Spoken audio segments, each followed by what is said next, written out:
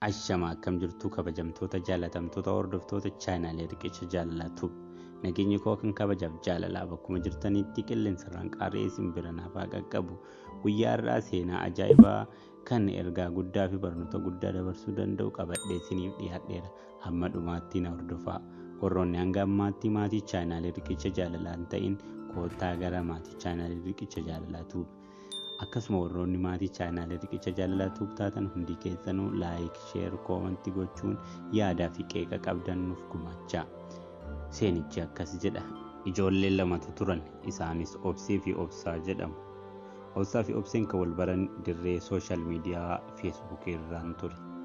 Obsaa fi Obseen erga wal baranii waliin haasaa eegalanii yoo xinnate waggaa 2 oliif ture. Haa ta'uutii garuu kan nama ajaa'ibu Obsaa fi Obseen suuraas ta'ee viidiyoon guyyaa takkas wal arganiin beekan. Garuu haasaa mimmi'aa, haasaa qalbii namaa booji'uu fi haasaa jechoota babbareedoo of keessaa qabu waliin haasaa onnee walii booji'uun isaanii waan hin oolleef guyyaa tokko akka wal argan murteeffatan. Eega murteeffatanis Obseen akka Obsaan waa 2 waadaa galuuf gaafatte. Obsaanis tole jedhe. Akkas jettee gaafatte. Obsaa, gaafa beellama keenyaa ani abaaboo diimaa qabadheen dhufaa. Atis akkuma halaala na argiteen yoo sitti bareedu baadhe otoo wal bira geenyee jechoota babbadaa waliin hin jennee miiluma dhufte sanaan akka of duuba deebitu waadaa naaf seeni jetteen. Innis tole jedhe. Guyyaa beellama eeggatanii isinis abaaboo diimaa qabdee qopheessite.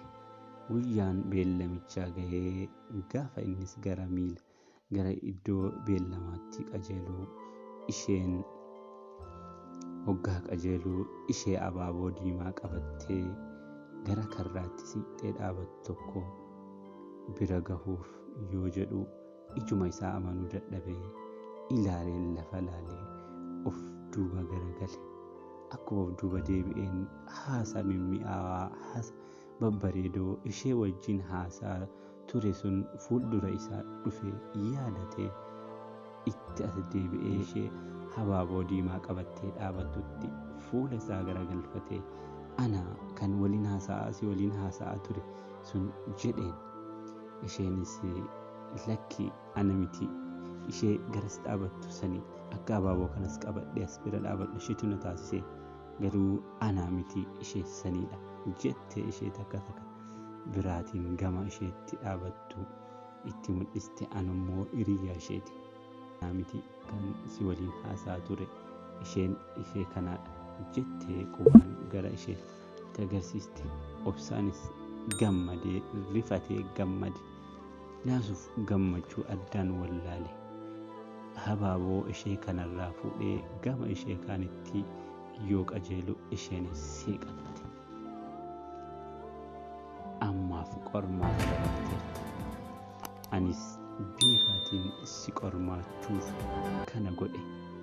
Tarii ati gaarummaa keessa koo moo bareedina fuula koo filatta jechuufan qormaata kana si qormaate. Qormaata kana dabarteera. Si jaaladheera. Ammuma maatii kootti ergadhuu na fuudhi jetteen. Achumaaniin maatii isheetti ergatee fuudhe. Kanaaf seenaa kanarraa waan gaarii barattu jedhee hubattu jedheen abdadha. Kanaaf namni tokko bareedina fuula namaa otoo hin taane gaarummaa keessa namaa filatee jaalata malee bareedinni fuulaa ni jijjiira. Seenaa kanarraa maal hubattu?